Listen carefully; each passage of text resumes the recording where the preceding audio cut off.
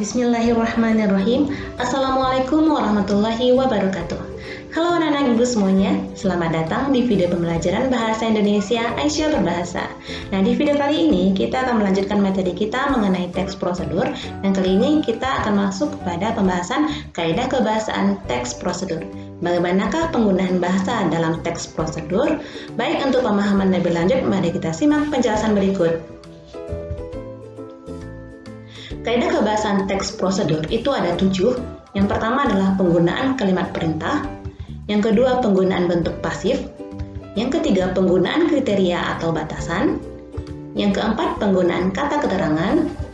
Yang kelima, penggunaan kalimat saran atau kalimat larangan. Yang keenam, penggunaan kata penghubung, pelesapan atau kata acuan. Dan yang ketujuh, penggunaan akhiran i dan akhiran kan.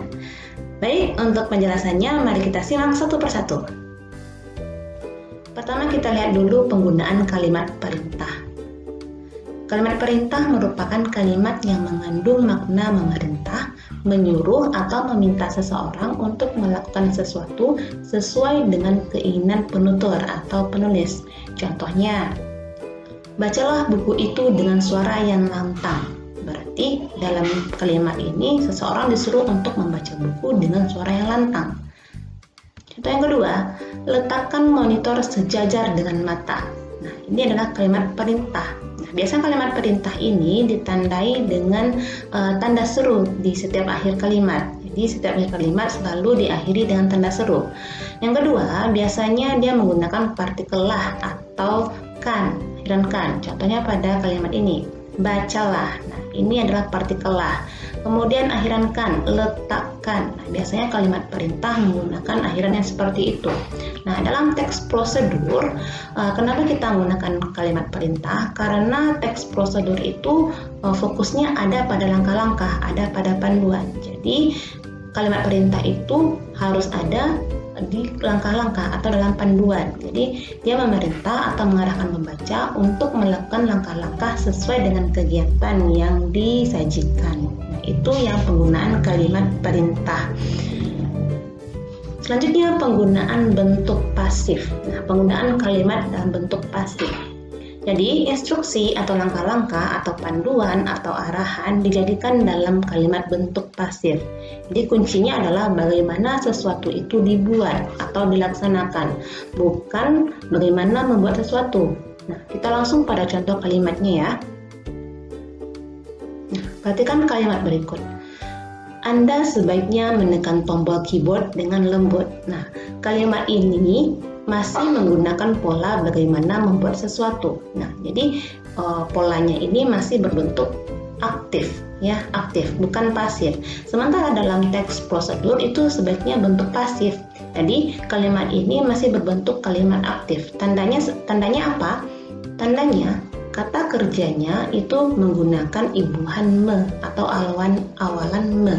Nah, ini salah satu tanda kalimat berbentuk aktif. Nah, masih dengan kalimat yang sama, coba kita rubah menjadi bentuk pasif. Nah, ini adalah bentuk pasif dari kalimat yang sama. Tombol keyboard sebaiknya ditekan dengan lembut. Nah, ini sudah berbentuk pasif, ya, sudah berbentuk pasif. Tandanya adalah kata kerja yang tadi itu diawali dengan awalan di, bukan me lagi. Kalau yang aktif kan menekan, masih awalan me. Sementara kalau sudah menjadi pasif, itu awalannya berubah menjadi awalan di. Kemudian, bentuk pasif objeknya ada di awal kalimat. Nah, jadi pindah. Kalau aktif tadi itu keyboard sebagai objek, itu terletak di akhir kalimat. Jadi kalau bentuk pasif, keyboard pindah ke depan. Jadi tombol keyboard sebaiknya ditekan dengan lembut. Nah, itu yang penggunaan bentuk pasif. Jadi dalam teks prosedur sebaiknya menggunakan kalimat dalam bentuk pasif. Lanjut, penggunaan kriteria atau batasan. Nah, Nah, sebuah teks prosedur itu bertujuan agar pembaca bisa melakukan sesuatu sesuai dengan arahan penulis. Nah, oleh karena itu, langkah-langkah harus disajikan secara rinci dan jelas batasannya ya, sampai di mana pembaca boleh melakukan kegiatan tersebut. Jadi, setiap langkah-langkah itu ada batasannya ya, sampai di mana kegiatan itu bisa dilakukan oleh pembaca. Contoh kalimatnya, angkatlah kakimu. Nah, kalimat ini tanpa batasan. Ini belum ada batasannya. Jadi, setiap orang bisa saja mengangkat kakinya itu sesuai dengan seleranya. Ya, tidak ada batasannya. Yang jelas kakinya terangkat itu saja. Nah, dan masih dengan kalimat yang sama, coba kita beri batasannya. Angkatlah kaki kananmu setinggi lutut. Kalimat ini sudah ada batasannya. Apa batasannya? Setinggi lutut. Jadi, pembaca hanya boleh mengangkat kaki kanannya setinggi lutut. Ya, kalau yang kalimat sebelumnya itu tidak ada batasan. Jadi, mau setinggi apapun pembaca boleh mengangkat kakinya. Sementara kalau sudah ada batasannya, ini contohnya, setinggi lutut. Jadi, hanya setinggi lutut. Nah, itu yang penggunaan kriteria atau batasan. Selanjutnya, penggunaan kata keterangan. Nah, dalam teks prosedur ada 6 keterangan yang digunakan. Yang pertama itu adalah keterangan cara, keterangan alat, keterangan tujuan, keterangan derajat atau kuantitas, keterangan syarat, keterangan akibat. Nah, ini adalah kunci dari setiap kalimat yang menggunakan keterangan tersebut. Jadi kalau keterangan cara, kuncinya adalah kalimat itu menggunakan kata dengan atau secara. Nah, contoh kalimatnya, bungkuslah adonan dengan rapat. Nah, ini dengan rapat adalah keterangan cara.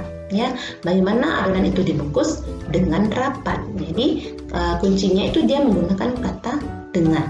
Itu keterangan cara. Kemudian keterangan alat.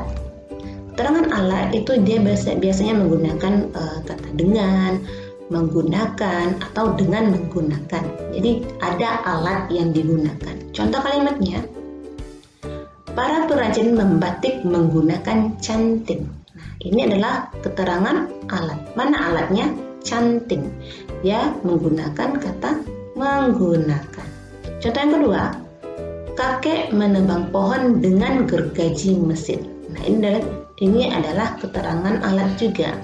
Apa alatnya? Gergaji mesin. Dia menggunakan kata dengan. Nah, itu yang keterangan alat. Ada alat yang digunakan.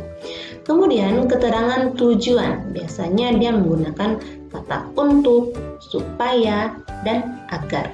Contoh, susunlah dengan lurus agar terlihat rapi.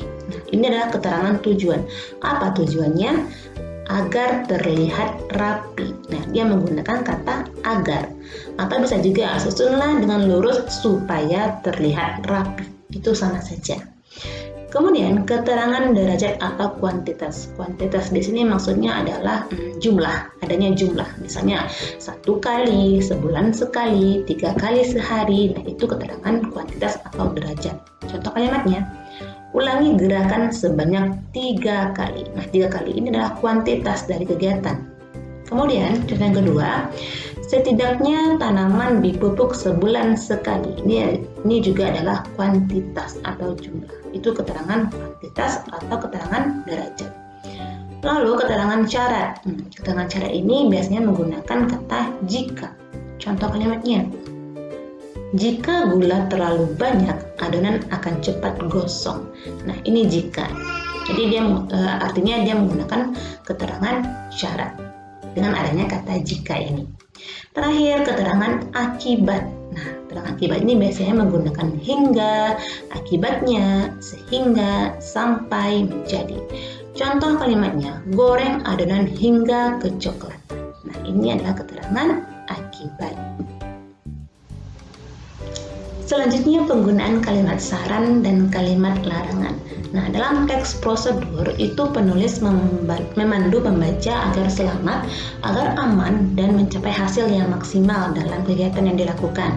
Jadi kalimat saran ini biasanya untuk mencapai hasil yang maksimal, dan kalimat larangan ini biasanya untuk menghindari hal-hal yang hal-hal buruk yang bisa terjadi pada pembaca. Jadi ada saran, ada larangan. Jadi kalau kalimat saran itu biasanya menggunakan kata sebaiknya. Kalimat larangan itu biasanya menggunakan kata jangan atau hindari. Contoh kalimatnya yang kalimat saran. Untuk mendapatkan hasil yang memuaskan, sebaiknya gunakan bambu yang sudah dikeringkan minimal 1 tahun. Nah, ini contoh kalimatnya. Dia menggunakan kata sebaiknya. Jadi untuk hasil maksimal sebuah kegiatan itu, dia menggunakan bambu yang sudah dikeringkan minimal 1 tahun. Dia menggunakan kata sebaiknya. Kemudian kalimat larangan, contohnya, ingat, jangan melakukan gerakan secara cepat karena bisa menyebabkan otot leher rusak. Nah, ini kalimat larangan. Adanya kata jangan yang digunakan dalam kalimat tersebut. Itu penggunaan kalimat saran dan kalimat larangan. Kemudian penggunaan kata penghubung, pelesapan, atau kata acuan. Kita lihat dulu yang pertama, kata penghubung. Kata penghubung itu adalah kata yang menghubungkan kalimat yang satu dengan kalimat yang lainnya, dan dalam teks prosedur biasanya itu terdapat pada langkah-langkah. Jadi antara langkah satu dengan langkah yang selanjutnya biasanya dihubungkan dengan kata penghubung ini demi kepaduan bahasa atau demi kerapian bahasa. Untuk kata penghubung itu biasanya kemudian, lalu, berikutnya, selanjutnya, setelah itu. Nah, itu termasuk kata penghubung yang biasa digunakan dalam teks prosedur. Contohnya, panaskan minyak goreng, kemudian masukkan adonan yang sudah dicetak. Nah, ada kata penghubung kemudian. Jadi, antara kalimat satu, panaskan minyak goreng, ini adalah kalimat pertama. Kemudian lanjut ke kalimat kedua, masukkan adonan yang sudah dicetak. Nah, antara dua kalimat ini dihubungkan dengan kata penghubung berupa kemudian. Itu yang kata. Kemudian pelesapan. Biasanya kalau ada pelesapan ini berarti ada kata acuan, ada kata yang diacu. Nah, pelesapan sendiri artinya ada bagian yang hilang. Ya, ada bagian yang hilang. Penghilangan bagian atau kalimat tertentu yang sudah disebutkan sebelumnya, itu pelesapan. Jadi syaratnya adalah kalimat yang hilang itu sebelumnya sudah pernah disebutkan. Jadi untuk selanjutnya boleh dihilangkan atau dilesapkan. Langsung saja pada contoh, kita lihat contohnya. Masak tepung ketan dan cairan santan selama 30 menit. Aduk terus tepung dan santan yang dimasak hingga mengental dan kecoklatan. Nah, kalimat ini, contoh langkah-langkah teks prosedur ini masih lengkap, ya, lengkap. Kalimatnya lengkap sekali. Masak tepung ketan dan cairan santan selama 30 menit.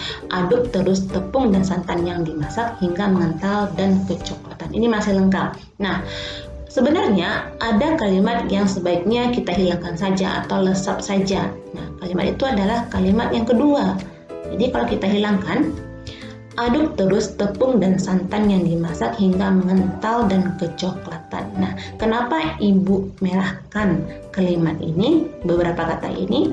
Nah, karena ini sebaiknya dihilangkan saja atau dilesapkan saja. Ya, jadi kalau ini lesap, kalimatnya menjadi aduk terus hingga mengental dan kecoklatan. Berarti langkah pertama, masak tepung ketan dan cairan santan selama 30 menit. Langkah kedua menjadi aduk terus hingga mengental dan kecoklatan. Apa yang diaduk terus?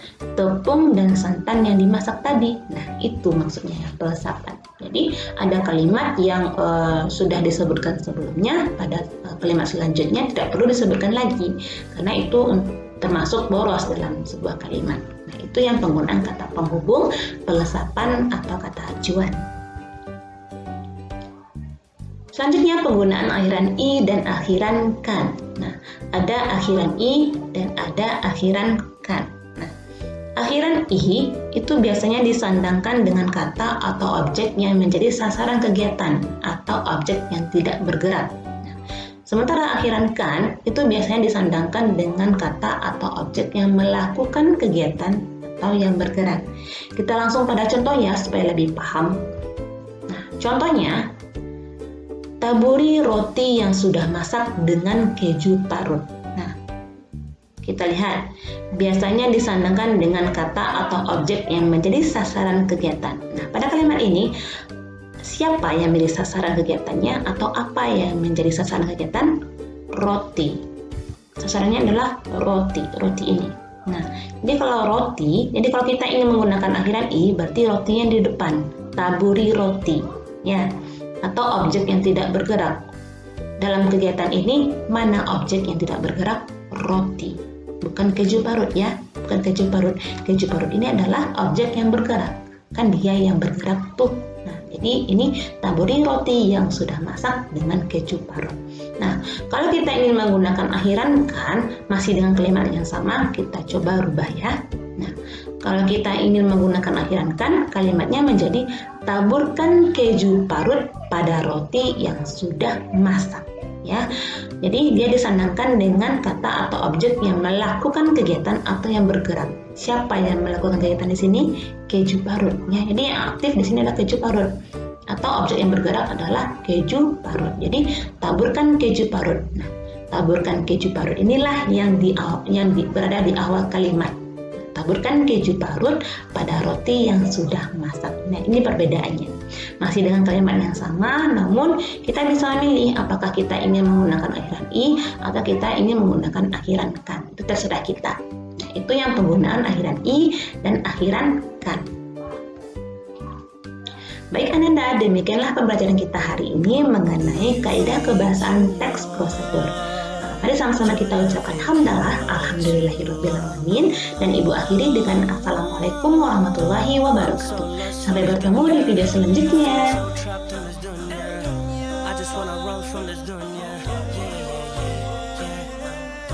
I'm so lost in this dunya.